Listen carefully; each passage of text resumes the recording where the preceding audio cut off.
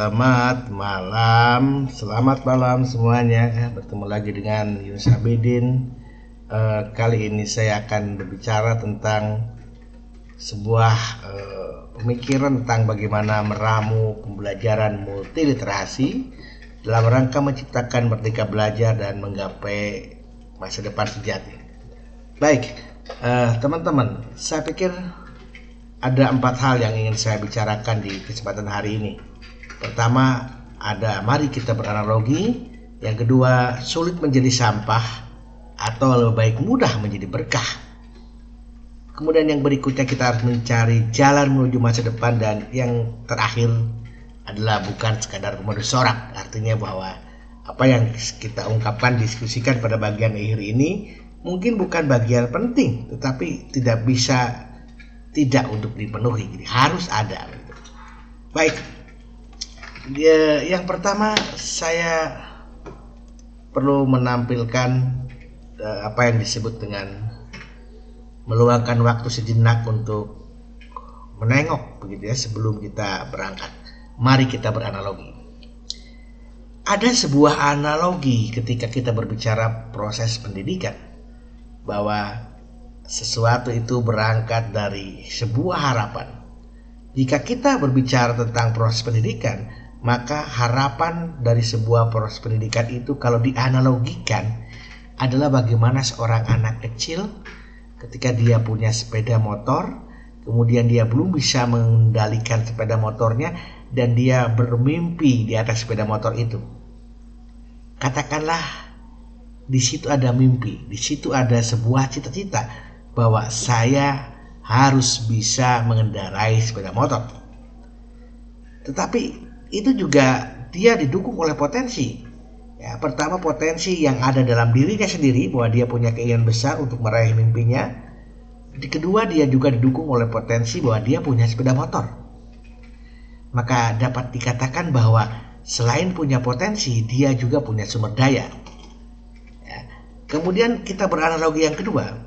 Setelah mimpi-mimpi itu dan tentu harus menjadi sebuah kenyataan, maka seseorang itu harus mewujudkan kenyataannya dengan cara belajar.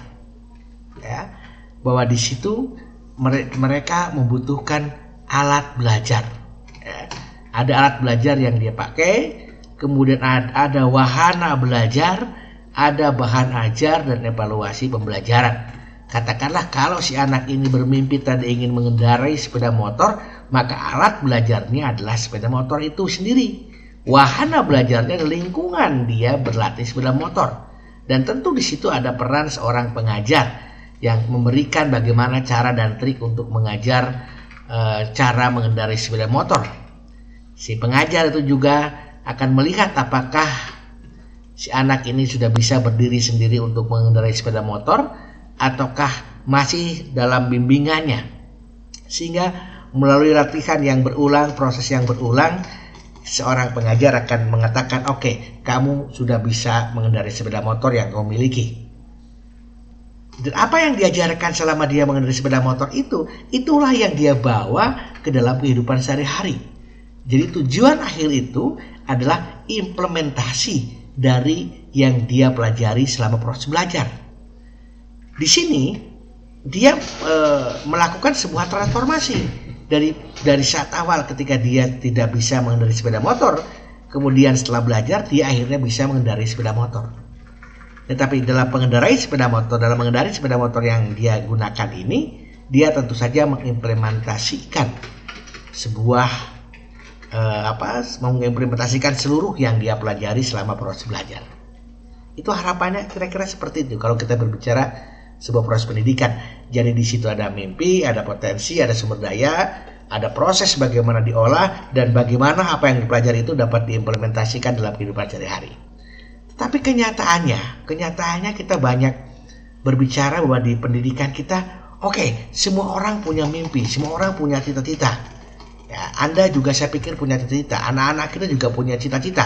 Kemudian mereka juga punya potensi yang terkandung dalam dirinya untuk menjadi sukses di masa yang akan datang. Dan tak jarang juga mereka punya juga sumber daya yang mendukung. Tetapi dalam kenyataannya ketika seorang pemimpi dia kemudian belajar, tetapi yang pada saat dia belajar, cita-citanya, potensi yang dia milikinya, sumber daya yang mereka milikinya tidak sama sekali berperan. Kenapa? Karena setiap orang diperlakukan dengan cara yang sama. Setiap orang diberi cara yang sejenis, yaitu secara beragam. Jadi masing-masing anak yang punya potensi itu, yang punya bakat itu, yang punya cita-cita berbeda itu, sumber daya yang berbeda itu diperlakukan sama dalam proses belajar. Sehingga mereka hanya ditekankan bagaimana mereka menghafal, bagaimana mereka memahami sesuatu yang mungkin di luar potensinya, sesuatu di luar sumber dayanya. Ya, yang terjadi berikutnya, mereka menggeluti apa yang mereka pelajari itu, tapi tidak akrab dengan konteks yang mereka miliki. Ada ketidakakraban antara apa yang diajarkan dengan bagaimana mereka berasal. Dan apa yang terjadi berikutnya? Ketika dia kembali ke dunia nyata, dia tidak bisa mengimplementasikan apapun yang dia pelajari di dalam proses pendidikannya. Kenapa? Karena tidak ada kesejalanan antara apa yang dia pelajari dengan kondisi yang terjadi di lapangan. Ada gap antara sesuatu yang dia pelajari dengan apa yang seharusnya mereka implementasikan, sehingga kemudian mereka bingung, kemudian mereka kehilangan orientasi, ya, dan sebagian besar dari mereka kemudian tidak siap menghadapi kehidupan. Akhirnya mereka memilih jalan-jalan yang katakanlah jalan-jalan pintas untuk bagaimana menghadapi kehidupan. Padahal untuk menghadapi kehidupan yang sesungguhnya tidak ada jalan pintas, semuanya masih berproses, semuanya melalui tahapan-tahapan yang jelas. Baik, teman-teman, dari dua analogi ini kita bisa menyimpulkan bahwa seandainya ini kita analogikan dengan dunia pendidikan, mestinya dunia pendidikan itu tidak yang ada di kenyataan ini, tapi kepada yang pertama tadi. Bagaimana potensi, bagaimana sumber daya, bagaimana cita-cita dijadikan sebagai dasar untuk belajar. Karena apa? Karena potensi, cita-cita, dan sumber daya itulah yang nanti akan lebih mudah diterapkan dalam kehidupan sehari-hari anak. Sehingga anak bisa mentransformasikan apa yang mereka pelajari dan bisa mengimplementasikan dalam kehidupan sehari-hari.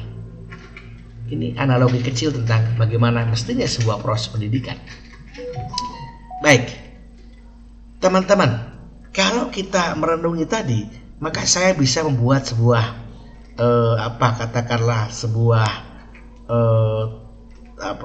analogi bahwa apakah kita itu selama proses pendidikan itu selalu mengusahakan sesuatu yang sulit tapi kemudian menjadi sampah, ataukah kita ingin apa yang kita lakukan mudah tetapi menjadi berkah?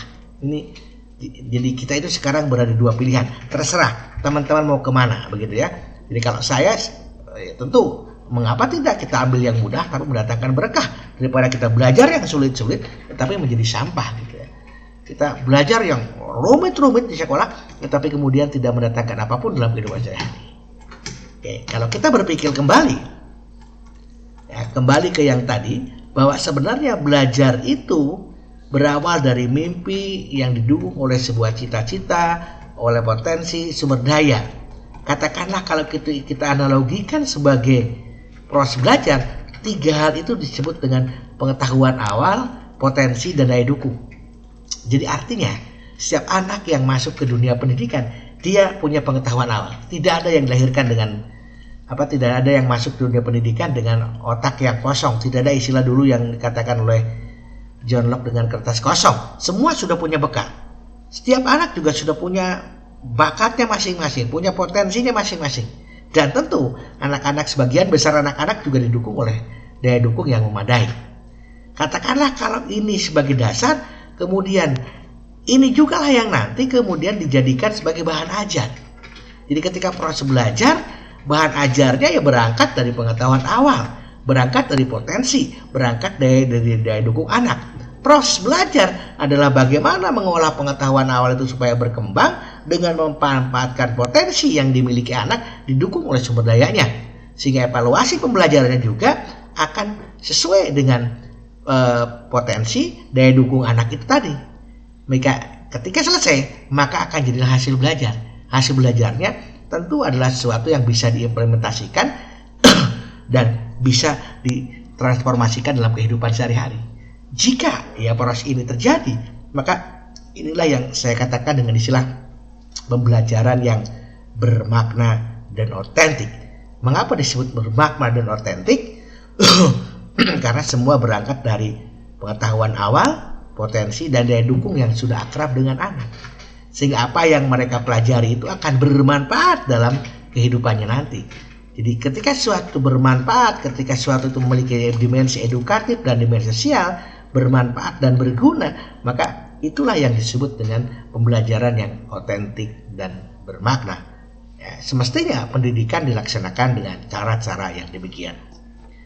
Baik teman-teman. Nah, untuk mencapai ke sana, kira-kira apa yang harus dilakukan? Maka sebagai seorang pendidik, kita wajib mencari jalan menuju masa depan. Harus kemana gerangan kaki ini melangkah? Oke. Mengingat kembali ke sistem pendidikan Indonesia, yang sebentar lagi juga undang-undang pendidikannya yang nomor 20 tahun 2003 itu mungkin akan sebentar lagi akan diganti dengan undang-undang baru. Tetapi terlepas dari undang-undang tersebut, bahwa kalau kita berbicara pendidikan, mestinya pendidikan itu punya misi, punya visi yang jelas. Untuk mencapai visi dan misi yang jelas itu, kita juga harus punya strategi. Maka ketika strategi itu nanti diterapkan dalam proses pendidikan juga tentu akan didukung oleh daya dukung lingkungan dan didukung oleh daya dukung instrumental. Hasil dari proses pendidikannya adalah manusia Indonesia itu sendiri. Dan kalau dikaitkan dalam proses pendidikan, maka semestinya kita sebagai seorang guru, seorang pengajar harus berangkat dari apa visi dan misi kita. Kemudian harus berpikir strategi apa yang akan kita ambil, katakanlah untuk mencapai visi dan misi tersebut. Maka ketika nanti masuk ke pembelajaran, kita harus berusaha bagaimana memaksimalkan daya dukung lingkungan, memaksimalkan daya dukung instrumental. Katakanlah kalau daya dukung ini tidak sebanding, katakanlah ada yang kosong salah satunya, maka kita akan pilih dengan yang lain. Jadi tidak gampang menyerah. Mungkin daya dukung instrumentalnya tidak kuat, oke, tapi kita gunakan daya dukung lingkungannya supaya kuat. Mungkin daya dukung lingkungannya nggak kuat, oke, kita pakai daya dukung instrumental yang mungkin lebih kuat. Bagaimana kalau kedua-dua lemah? Maka akan dicari alternatif lain. Mungkin itu akan balik bagaimana menentukan strategi, mungkin balik ke arah penentuan visi misi dengan cara yang benar-benar serius melaksanakan pendidikan itu. Diharapkan akan lahirlah manusia Indonesia masa depan yang tentu sesuai dengan kebutuhan. Nah, kalau dikaitkan dengan pembelajaran, pembelajaran dalam konsep pendidikan multiliterasi, jelas bahwa dalam pendidikan Indonesia itu kita sekarang harus berangkat dari apa yang dibutuhkan oleh dunia. Oke, katakanlah dunia itu memerlukan sekarang orang-orang yang punya keterampilan, punya kompetensi abad ke-21. Maka fokus pendidikan kita adalah menghasilkan generasi yang memiliki kompetensi tersebut. Katakanlah kompetensi tersebut adalah kemampuan berpikir kritis, kemampuan berpikir kreatif, kemampuan kolaborasi, kemampuan imajinasi, kemampuan kemampuan metakognisi dan berbagai macam kemampuan yang lain. Maka itu tujuan kita. Dengan kata lain, bahwa kita tidak hanya sebatas mengajar mereka untuk menghafal konten yang terdapat dalam kurikulum, tetapi di balik semua konten yang terdapat di kurikulum, tujuan utama kita adalah mencetak anak yang memiliki abad 21. Karena kompetensi itulah yang akan dipakai sehari-hari, bukan konten yang mereka pelajari di sekolah, tetapi kompetensi yang tersedia di balik konten itu. Maka kalau pendidikan kita berbasis kompetensi, sekali lagi yang ditekankan sebenarnya bukan bagaimana orang menghafal konten, orang memahami konten, tapi bagaimana orang berpikir tentang konten. Karena kemampuan berpikir inilah yang akan dipakai dalam kehidupan anak. Nah, kalau kita sudah tahu misalnya tentang anak-anak ke depan itu harus memiliki keterampilan abad 21, maka pikirkan dalam benak kita apa visi Anda mengajar. Jadi kita harus berangkat mengajar itu dengan visi yang jelas. Oke, saya ingin menjadikan anak saya kreatif. Saya ingin menjadikan anak saya berpikir kritis. Saya ingin menjadikan anak saya seorang yang mampu berpikir problem solving. Saya ingin anak saya benar-benar mampu berpikir imajinatif gitu, misalnya seperti itu. Maka ketika keterampilan abad 21 itu menjadi sebuah visi, maka kita harus bertanya, tumbuhkan pertanyaan dalam diri kita. Apa yang harus kita lakukan agar anak berpikir kritis? Apa yang saya bisa buat agar anak berpikir kreatif? Apa yang saya bisa kerjakan selama pembelajaran kalau anak-anak saya ingin berpikir metakognisi? Misalnya seperti itu. Jadi selalu timbulkan dalam niat kita bahwa anak-anak kita ingin pandai misalnya. Maka ketika mengatakan anak-anak kita ingin pandai, kita bertanya pada diri kita, apa yang harus saya lakukan agar anak itu menjadi pandai? Nah, katakanlah kalau kita berangkat pembelajaran selalu dari situ, maka kita berusaha menjawab essential question itu dalam proses belajar. Dalam konsep pendidikan multiliterasi, konsep belajar tadi itu disebut dengan meaning making cyclus. Siklus membuat makna. Dengan kata lain, pembelajaran yang dinamai dengan making meaning cyclus itu intinya bukan kontennya, tetapi bagaimana konten dijadikan sebagai alat bantu, jembatan agar anak memiliki kemampuan abad 21. Maka dalam pembelajaran, anak-anak harus dilibatkan, anak-anak harus disuruh merespon bahan ajar itu. Jadi bukan menghafal bahan ajar, tapi merespon bahan ajar itu. Bagaimana mereka mendiskusikan bahan ajar itu dengan kunci seperti yang saya sampaikan minggu lalu, bahwa bahan ajarnya pasti berangkat dari kehidupan sosial budaya anak-anak. Di situ anak-anak bekerja sama membuat solusi, kemudian anak membuat transformasi, melaporkan, mengomunikasikan dan mengubah kebiasaan-kebiasaan mereka setelah pasca belajar. Tentu ketika proses making meaning cyclus ini berlangsung, ketika proses pembelajaran ini berlangsung, kita memerlukan sumber belajar. Sumber belajar ini, resources ini adalah sesuatu yang berasal dari kehidupan anak, mungkin dari sumber daya budaya, mungkin dari sumber daya alam yang dimiliki bangsa kita, mungkin dari sumber daya manusia yang memiliki bangsa kita, mungkin juga sesuatu yang ada di diri kita sendiri, yang semuanya problematik, sehingga masalah-masalah yang muncul problematik itu diolah dalam pembelajaran untuk merangsang siswa berpikir. Nah, kalau memang tujuannya adalah menciptakan keterampilan abad 21, maka evaluasinya pun harus evaluasi yang mendukung capaian keterampilan abad 21. Jadi bukan lagi evaluasi yang hanya sekali lagi hanya bicara tentang konten. Karena dengan evaluasi itu kan harus sesuai dengan apa yang kita ciptakan. Kalau proses belajarnya juga menggunakan dasar keterampilan abad 21, maka asesmennya pun harus itu. Sehingga kita tahu apakah kemampuan berpikir anak sudah cukup, apakah kemampuan berpikir kreativitas anak sudah cukup, apakah anak sudah mampu berkomunikasi dan berkolaborasi.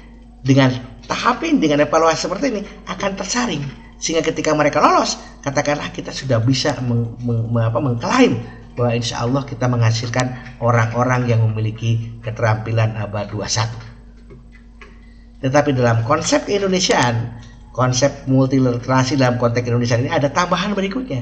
Setelah mereka memiliki keterampilan abad 21 dan menerapkan dalam kehidupan sehari-harinya, mereka harus mengimplementasikannya dalam kehidupan. Jadi bukan hanya pinter, bukan hanya cerdas, bukan hanya kritis kreatif, tapi mampu mengaplikasikan kemampuannya dalam kehidupan sehari-hari. Untuk apa? Itu dimanfaatkan untuk membangun dirinya sendiri, dimanfaatkan untuk membangun masyarakatnya, dan lebih jauh dimanfaatkan untuk membangun bangsa dan negaranya. Dengan demikian proses pendidikan tidak hanya membentuk individu, tetapi membentuk sebuah generasi muda yang bisa membanggakan bangsanya. Ini saya pikir menjadi sesuatu yang penting. Maka peta buta ini, yang saya katakan peta buta ini, mestinya harus diimplementasikan oleh seluruh pengajar. Ya, berangkatlah nanti ke sekolah dengan cita-cita kita, visi kita, bahwa saya akan menghasilkan ini. Anak-anak hari ini akan dilatih untuk berpikir kreatif. Maka kemudian dalam hati tanyakanlah, bagaimana agar anak-anak saya berpikir kreatif. Maka ketika proses pembelajaran, libatkan anak. Biarkan anak berkreativitas tentang segala sesuatu yang kita jadikan bahan ajar. Biarkan mereka memukakan semua kemampuannya untuk berkomunikasi, berkolaborasi, dan mengomunikasikan pada orang lain. Kalau proses tadi sudah salah, evaluasi mereka. Bukan evaluasi konten. Sekali lagi evaluasi kreativitasnya. Apakah benar mereka sudah lancar? Apakah benar mereka sudah luas? Apakah benar mereka sudah menghasilkan ide-ide baru? Apakah benar mereka sudah bisa mengelaborasikan gagasan dan pikirannya? Kalau katakanlah mereka sudah memenuhi standar-standar tadi, maka dalam kehidupannya standar-standar yang tadi, standar-standar kreativitas tadi, luas, original, elaborasi, lancar, itulah yang dia pakai dalam kehidupannya. Sehingga dalam kehidupannya anak bisa menggunakan kemampuan kreativitasnya untuk bertahan untuk dirinya. Setelah dia bisa mempertahankan diri, dia menggunakan kemampuan kreatifnya untuk membangun masyarakatnya. Lama-kelamaan diharapkan dia akan membangun dan bangsa negaranya. Jadi bangsa dan negaranya juga akan menjadi bangsa negara yang kreatif. Dan inilah saya pikir sebuah konsep utama, ya, konsep inti dari apa yang disebut dengan pembelajaran merdeka belajar. Jadi mereka merdeka untuk menggunakan sumber dayanya, menggunakan potensinya, dibimbing dengan guru yang benar-benar memahami apa yang diperlukan anak di masa yang akan depan, melakukan proses belajar sesuai dengan tahapan-tahapan yang teratur, didukung oleh sumber daya yang ada, dievaluasi sesuai dengan tepat sesuai dengan apa yang dibutuhkan, dan mereka bisa menentukan mereka akan menjadi apa. Karena setiap anak punya potensi, setiap anak punya masa depannya masing-masing. Mengapa tidak dengan pemberian pembelajaran yang menggunakan konsep ini? Saya yakin di masa yang akan datang anak-anak Indonesia bukan hanya orang yang menguasai konten yang tidak berguna dalam kehidupan, tetapi mereka akan memiliki kemampuan berpikir yang akan diimplementasikan dalam kehidupannya, baik untuk dirinya sendiri, masyarakatnya, maupun bangsa dan negaranya. Baik, teman-teman, saya pikir itu yang harus kita camkan dalam diri kita ketika kita bicara bagaimana mewujudkan pendidikan masa depan yang baik begitu. Tapi untuk mencapai ke sana tentu saja saya katakan tadi ini bukan sekedar membantu sorak begitu.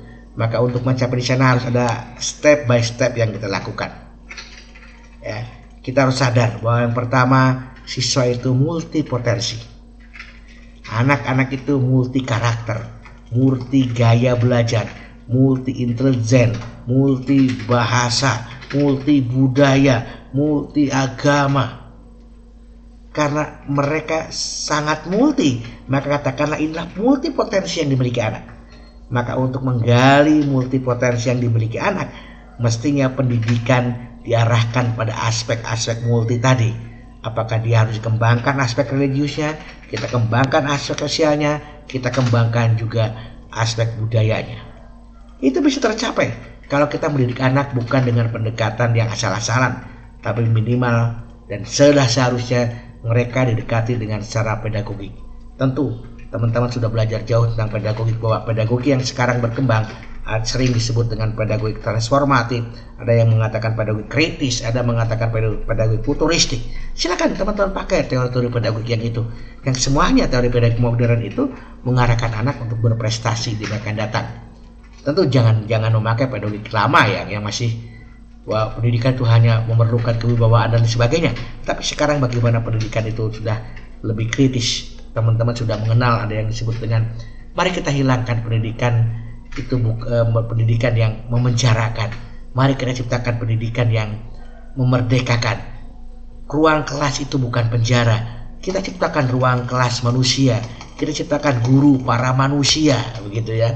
Kita ciptakan aturan-aturan untuk manusia sehingga anak-anak itu pada dasarnya diberikan kemandirian, diberikan kemerdekaan. Ya, sehingga kita bisa katakan bahwa mereka akan meraih itu semua secara inklusi.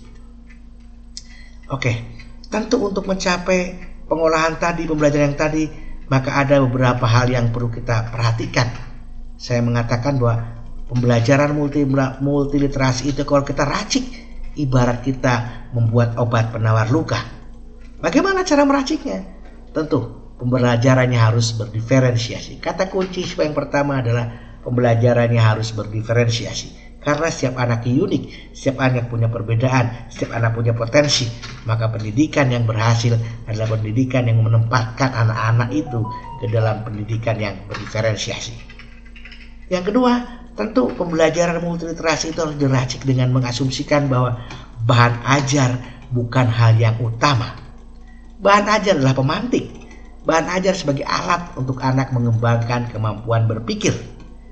Ya, jadi mereka memikirkan tentang bahan ajar, mereka mengolah itu dan bukan untuk menghafal bahan ajar. Kata kuncinya pendidikan multiliterasi untuk pendidikan masa depan adalah bagaimana pendidikan harus berorientasi pada keterampilan berpikir. Guna merangsang keterampilan berpikir yang bagus, maka mereka harus didukung dengan teknologi yang sifatnya multimodal. Ya, nanti kita bicara multimodal ini di pertemuan-pertemuan selanjutnya. Dan jangan lupa, untuk mencapai pendidikan yang bermakna tadi, untuk pendidikan yang sesuai dengan kemampuan anak tadi, kita harus menekankan kembali, menengok kembali, kita ciptakan pendidikan pembelajaran yang otentik dan bermakna. Teman-teman, selain itu ada juga beberapa hal yang harus kita pahami. Pendidikan dalam pembelajaran multiliterasi itu kalau kita pecah satu-satu lagi, maka jelas bahwa pendidikan dan pembelajaran multiliterasi akan sangat berbasis pada latar belakang siswa. Kita masih ingat ya, mereka punya potensi, mereka punya cita-cita, mereka punya pengalaman, mereka punya sumber daya alam, mereka kenal lingkungannya, mereka kenal budayanya. Itu semuanya adalah bekal bagi anak. Pendidikan yang mampu menjadikan latar belakang siswa sebagai pijakan, itu akan dapat menyebabkan pendidikan menjadi lebih kontekstual dan tentu akan sangat multidisiplin ilmu, karena keberagaman tadi tentu memerlukan diferensiasi. Pembelajaran multiliterasi adalah pembelajaran yang bukan sekedar pada teori, tapi bagaimana anak beraktivitas. Kenapa? Karena keterampilan berpikir bisa tercapai kalau ada aktivitas. Tanpa aktivitas, katakanlah hanya dengan ceramah, katakanlah hanya dengan memberikan tugas-tugas, saya pikir optimalisasi keterampilan berpikir siswa akan tidak tercapai. Jadi kata kunci berikutnya adalah pembelajaran multiliterasi haruslah pembelajaran berbasis activity. Aktivitas yang mana? Yang tadi yang saya katakan. Bagaimana anak harus terlibat dalam bahan ajarnya, dalam proses pembelajarannya, bagaimana anak harus dibiasakan merespon, bagaimana anak harus dibiasakan berpikir, bagaimana anak dibiasakan untuk berkomunikasi, berkolaborasi, bagaimana anak harus dibiasakan berpikir reflektif dan lain sebagainya. Sehingga ketika mencapai sana, jalan yang kita bisa pakai, pembelajarannya harus kooperatif, kolaboratif, dan tadi kita katakan harus menggunakan multimodal. Untuk apa? Untuk menaungi multi gaya belajar. Jadi pendidikan multiliterasi, pembelajaran multiliterasi itu pembelajaran yang menaungi, mengayomi, mengakomodasi semua gaya belajar siswa. Sehingga kalau pembelajaran dilakukan dengan cara yang sedemikian, diharapkan antara satu disiplin ilmu dengan disiplin ilmu lain itu tidak ada yang menonjol, tidak ada yang lebih penting, tidak ada yang lebih hebat, tapi semua disiplin ilmu dianggap saling ayom. Oke, saya belajar matematika, tetapi kemampuan saya juga dibangun ketika saya belajar bahasa, ketika saya belajar IPA. Tidak ada yang lebih hebat dari matematika, tidak ada, semuanya sama hebatnya. Sehingga dengan cara begitu, anak-anak akan belajar sesuai dengan bakat minatnya dan tidak ada satupun bakat dan minat mereka yang lebih jelek daripada bakat minat yang lain. Kenapa? Karena potensi yang dimiliki anak berbeda, maka harus diperlakukan secara berbeda. Itu yang disebut dengan karakteristik pembelajaran multiliterasi. Tentu untuk mencapai ke sana, teman-teman kita perlu bahan ajar, maka bahan ajarnya juga harus multimodal, harus multibudaya, harus multigenre, harus multimedia. Disusun berdasarkan konteks, kemampuan, motivasi, dan minat siswa. Nanti kita akan bicara minggu depan di bagaimana menciptakan pembelajaran berdiferensiasi. Ya, karena apa? Karena kata kunci dari pembelajaran multiliterasi, merdeka belajar adalah pembelajaran berdiferensiasi. Jangan lupa pembelajaran yang dikemas juga, bahan ajarnya juga harus bersifat menantang dan memandu belajar.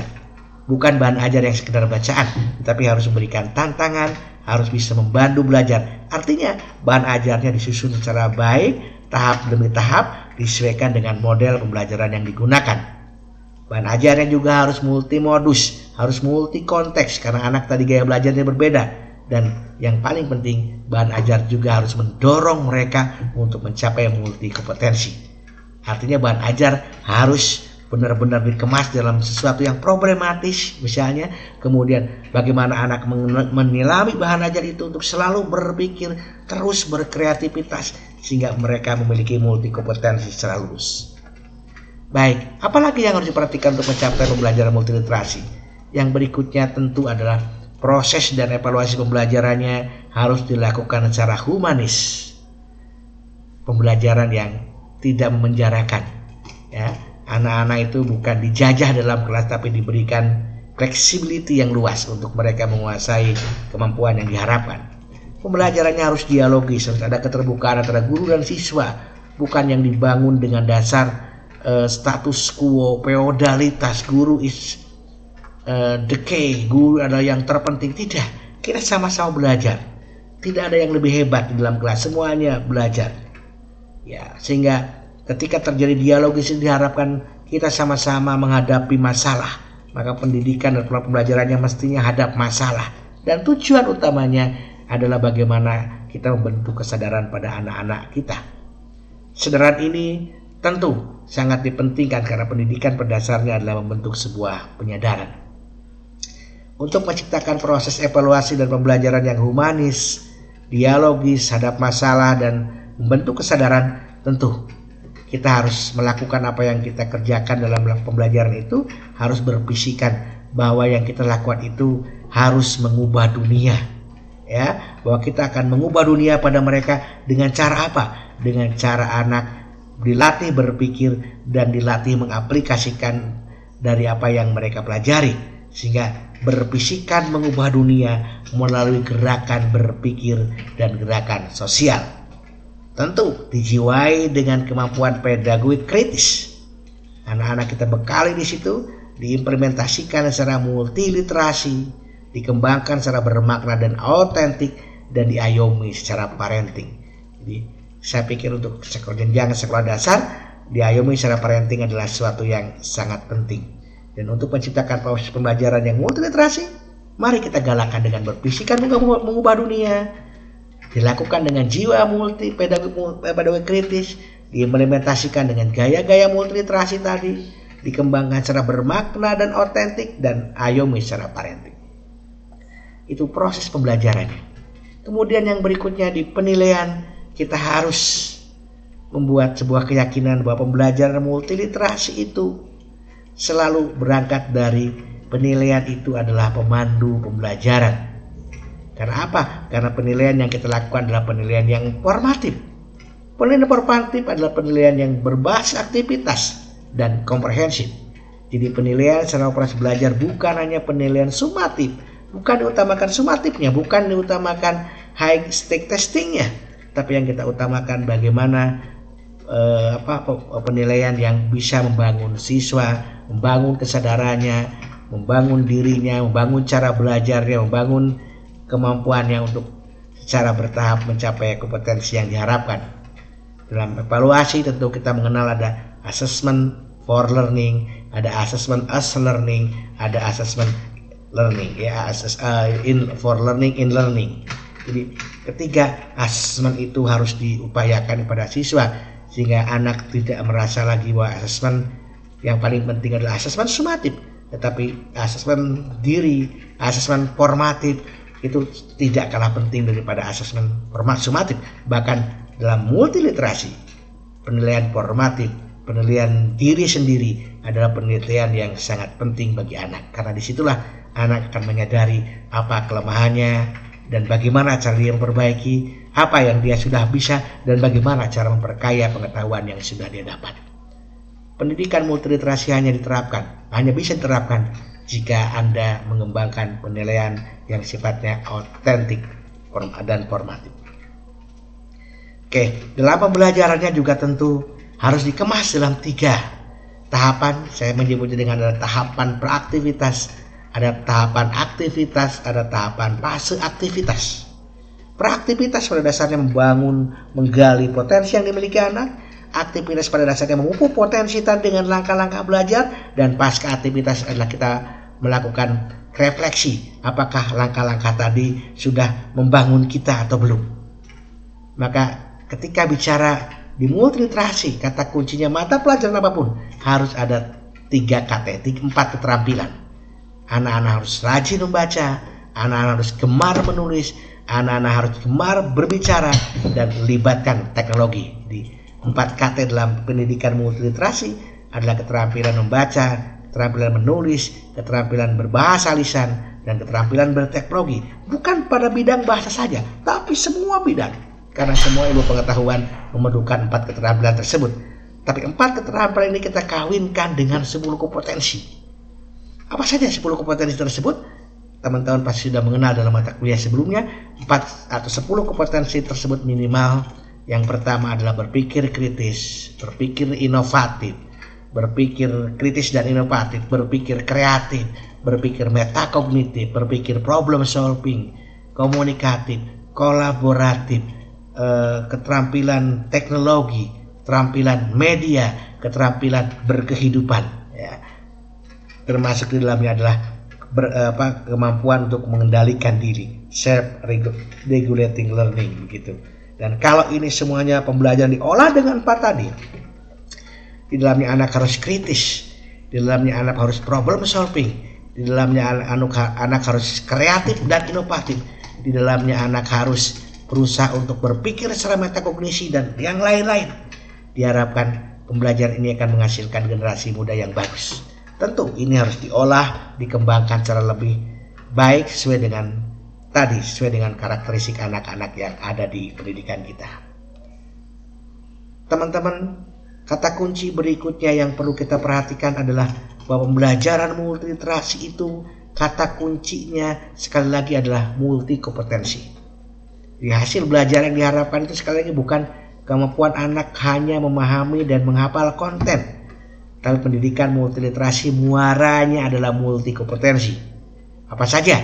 Katakanlah kompetensi berpikirnya, dia harus mampu berpikir, kompetensi intrapersonalnya, dirinya, karakternya, jiwanya dibangun, dan kompetensi interpersonal. Bagaimana anak bisa berkolaborasi, anak bisa berkomunikasi, anak bisa menentukan kapan saya harus bicara, kapan saya harus diam, kapan saya harus memberikan saran, kapan saya harus menerima saran orang lain.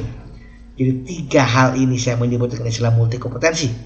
Pikirannya jalan, hatinya bagus, sosialnya juga hebat. Itu tujuan dari pendidikan multiliterasi.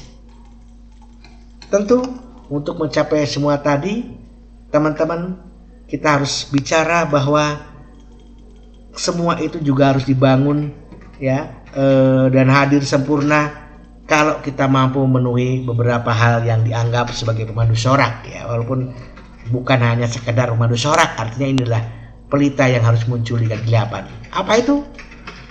Ini semua bisa terjadi, pendidikan ini bisa terjadi kalau gurunya adalah guru yang profesional. Jadi mutlak diperlukan pendidikan multiliterasi, pendidikan yang menekankan pada profesionalisme guru. Guru yang saya mengatakan guru yang harmonis, guru yang bermutu, dan guru yang bermartabat. Untuk menciptakan guru yang demikian tentu pendidikan gurunya harus bermutu. Pembinaan gurunya harus bermutu. Kepastian karir dan kesejahteraan gurunya harus bermutu. Dan saya pikir yang berikutnya juga harus ada penghargaan profesi guru. 4 hal ini harus dipastikan. Karena mungkin saja pendidikan gurunya di LPTK di kampus kita misalnya bermutu. Tapi begitu mereka ke sekolah, di sekolah proses pembinaannya tidak bermutu, ya sudah. Oke, LPTK kita bermutu. Begitu ke sekolah pembinaannya bermutu, tapi mereka tidak dihargai karirnya, tidak diberikan kesejahteraan. Saya pikir mereka juga tidak akan optimal melaksanakan pendidikan tadi. Maka 4 hal ini minimal bagi saya harus dipenuhi untuk menciptakan pendidikan multiliterasi. Selain guru, yang perlu diberikan adalah kelas dan sekolah. Kalau saya mengatakan kelas dan sekolah yang bagaimana yang diperlukan? Yang kaya, yang nyaman, yang aman, yang multiliteran. Bukan yang bagus, bukan yang kokoh dan sebagainya. Enggak, yang penting kaya, nyaman, aman, dan multilateral. Dalam dimensi lain saya mengatakan kelasnya harus religius, ya, nyaman, aman, ya, jangan roboh lah. Itu memastikan anak nyaman belajar di sana, bersih walaupun bukan harus mewah, tidak. Ya, berfasilitas multilateral, ada di situ, ya, barangkali internetnya, ada di situ bacaan bahan bacaannya, perpustakaannya memadai, lingkungannya ada lingkungan yang literasi. Mungkin kita bisa menciptakan ruang literasi, kita bisa menciptakan taman literasi, dan yang semua mendukung anak untuk selalu berpikir dan mengolah kemampuannya untuk menimba ilmu, ya, edukatif dan kaya, saya katakan. Tentu yang paling penting juga berikutnya adalah bagaimana kelas kita itu, sekolah kita itu sekolah yang menjunjung tinggi budaya, berbasis moral dan berlandaskan etika. Karena 3 hal ini adalah hal yang penting. Kalaupun kita ngomong macam-macam di kelas tentang bagaimana membentuk anak supaya berbudi luhur, berbudaya, berbasis moral, berlandaskan etika, kalau lingkungan sekolahnya sendiri tidak mendukung, tidak akan menerap pada anak, begitu ya. Ya, jadi kita berusaha untuk menyesuaikan daya dukung lingkungan, daya dukung kelas dan sekolah juga kita buat kaya, nyaman, aman, dan multilateral. Tentu pendidikan multiliterasi tidak akan jalan tanpa adanya kurikulum dan kebijakan yang mendukung. Kurikulum yang seperti apa yang diperlukan dalam pendidikan multiliterasi? Tentu kurikulum yang visible, applicable, reasonable. Visible itu kurikulum yang memikirkan bahwa anak-anak kita perlu kemampuan masa depan. Maka dalam kurikulum yang ditonjolkan adalah kemampuan masa depan itu, bukan konten. Applicable, di kurikulum harus dinyatakan bahwa apa yang dipelajari dalam kurikulum, dipikirkan dalam kurikulum harus sesuatu yang bisa diaplikasikan. Dan tentu kurikulum yang diperlukan adalah kurikulum yang masuk akal. Jadi jangan menciptakan isi-isi kurikulum yang tidak masuk akal, mengajarkan sesuatu yang sangat susah gitu, tapi menjadi sampah yang saya katakan tadi. Kita ajarkan sesuatu yang mudah, tetapi itu sesuatu yang mungkin bermanfaat dan berdaya guna di masa yang datang. Sehingga kurikulum yang bagus untuk mendukung pendidikan multiliterasi ini adalah kurikulum yang adaptif, menyesuaikan diri dengan keadaan, dinamis, selalu berubah. Jadi kalau ada perubahan kurikulum, itu bukan sesuatu yang harus kita anggap sebagai tantangan, tapi justru peluang. Karena ciri perubahan salah satu kurikulum yang baik adalah kurikulumnya dinamis, selalu berubah. Tentu harus kurikulum yang menaungi multibudaya kita, ya, yang menghargai berbagai budaya yang ada di negara kita. Maka kurikulum yang harus berbasis lintas budaya, kurikulum yang implementatif dan fungsional, kurikulum yang menekankan pada bagaimana membentuk anak supaya inovatif, kreatif, produktif, dan juga memiliki jiwa yang bagus. Tentu yang terakhir adalah kurikulum yang harus bersifat positif. Sekali lagi, ini adalah hal-hal yang kita anggap sebagai pendukung, tapi bukan hanya pemandu sorak. Guru yang profesional, kelas yang aman, nyaman, dan religius, kurikulum yang visioner mutlak diperlukan dalam pendidikan multiliterasi. Dan satu lagi, kalaupun gurunya profesional, kelasnya bagus mendukung, kurikulumnya kaya, masyarakatnya juga haruslah masyarakat yang sadar, masyarakat yang partisipasif, masyarakat yang mampu menggali potensialitasnya, masyarakat yang bisa memperoleh pendidikan sehingga memiliki aksesibilitas dalam pendidikan. Maka diperlukan di masa yang akan datang bagaimana kita harus berupaya meraih masyarakat agar mereka menjadi masyarakat yang sadar pendidikan. Kita mungkin, ya, mohon maaf, saya tidak membandingkan antara pendidikan dengan dimensi lain. Kita mungkin kadang-kadang sangat mudah untuk memberikan bantuan sumbangan dalam hal lain, tapi betapa sulitnya orang tua kita ketika kelasnya katakanlah mau roboh, kita minta bantuan kepada orang tua malah mengatakan, ya, ini semua mestinya pemerintah. Iya, kalaupun itu mestinya pemerintah, kenapa tidak? Kalau kita punya kelebihan, kalau orang berani beramai-ramai membangun sebuah tempat, kenapa kita tidak peduli dengan sekolah kita? Kenapa kita tidak memiliki kepedulian? Oh, saya punya penghasilan lebih, bangun sekolah saya. Bukan hanya katakanlah tempat ibadah, tapi sekolah pun saya pikir adalah adalah sebuah lembaganya juga yang bisa, mohon maaf, mengantarkan kita misalnya ke surga. Jadi saya pikir harus ada kepedulian di sana, harus ada pemikiran bahwa tidak berbeda mulianya lah, katakanlah kita ikut membangun sekolah tinimbang dengan tidak berbeda mulia dengan membangun tempat-tempat sarana ibadah misalnya, seperti itu. Jadi gerakan masyarakat yang sadar religinya tapi juga sadar pendidikan, sehingga dengan masyarakat yang sadar pendidikan itu diharapkan lahir masyarakat yang mampu membangun partisipasi aktif dalam bidang pendidikan, mampu mengembangkan potensi wilayahnya untuk pendidikan, dan tentu masyarakat pula harus ikut masyarakat yang sadar tadi diharapkan mampu membangun jejaring akses pendidikan dengan lintas wilayah. Artinya semua masyarakat juga berperan peduli aktif dalam membangun pencapaian pendidikan.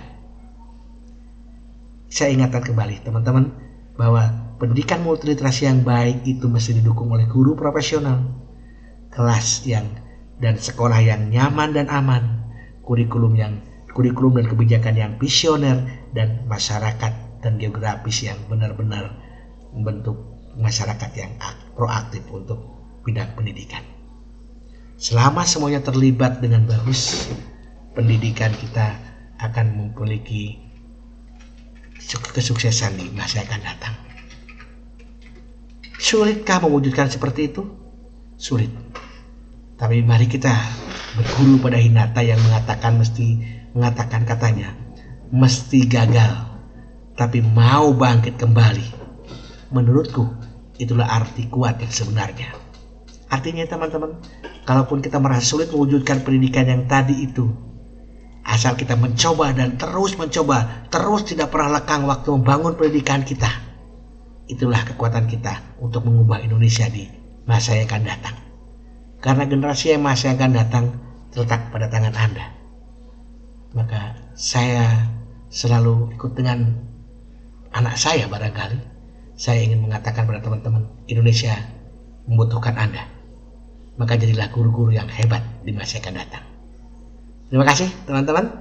Itu yang dapat saya sampaikan diskusi kali ini. Semoga ada manfaatnya. Terima kasih. Selamat malam.